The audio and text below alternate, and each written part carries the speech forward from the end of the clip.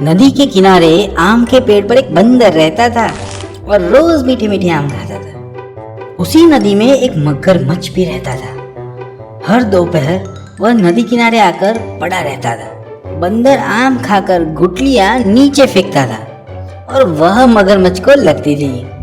मगर को गुस्सा आ गया और उसने कहा, बंदर भाई, आप अकेले अकेले आम खाते हो और गुठलियां मुझे लगती हैं। किसी दिन मुझे भी आम खिलाओ ना। बंदर को मगर पर दया आई और उसने मगर को खाने के लिए कुछ आम दिए। इसी तरह बंदर 2-3 दिन तक मगरमच्छ को हर रोज आम देता। मगरमच्छ और बंदर बहुत अच्छे मित्र बन गए। मगरमच्छ अपनी पत्नी के लिए रोज आम लेकर जाता था और उसे दे देता था। एक दिन उसकी पत्नी ने पूछा, इतने मीठे आम कहाँ से लाते हो? मगरमच्छ ने कहा, नदी के पेड़ पर मेरा दोस्त बंदर रहता है, वह मुझे हर दिन आम देता है। उसकी पत्नी ने कहा, जो बंदर रोज इतने मीठे मीठे आम खाता है उसका दिल कितना मीठा होगा।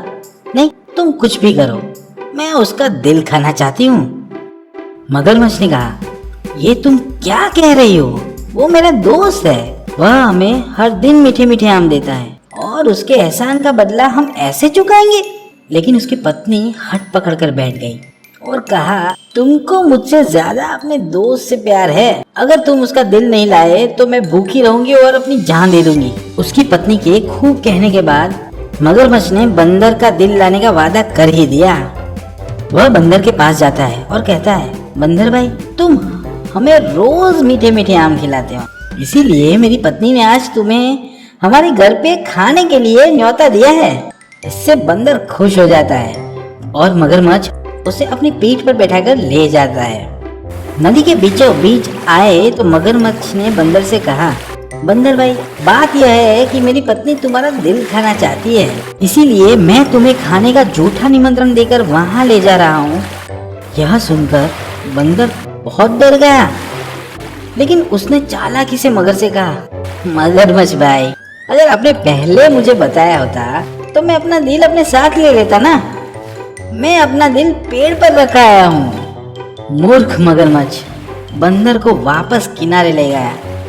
किनारा आते ही बंदर पेड़ पर कूद गया और बोला, अरे मूर्ख, दिल भी कभी पेड़ पर रख सकते हैं क्या? ये मेरे शरीर में ही है। तूने मुझे धोखा दिया। आज से तुम्हारी और मेरी दोस्ती खत्म, यहाँ से चले जाओ। इस प्रकार बंदर की चतुराई से उसकी जान बच गई। आपदा के समय घबराएं नहीं, लेकिन धैर्य और समझदारी से काम लें।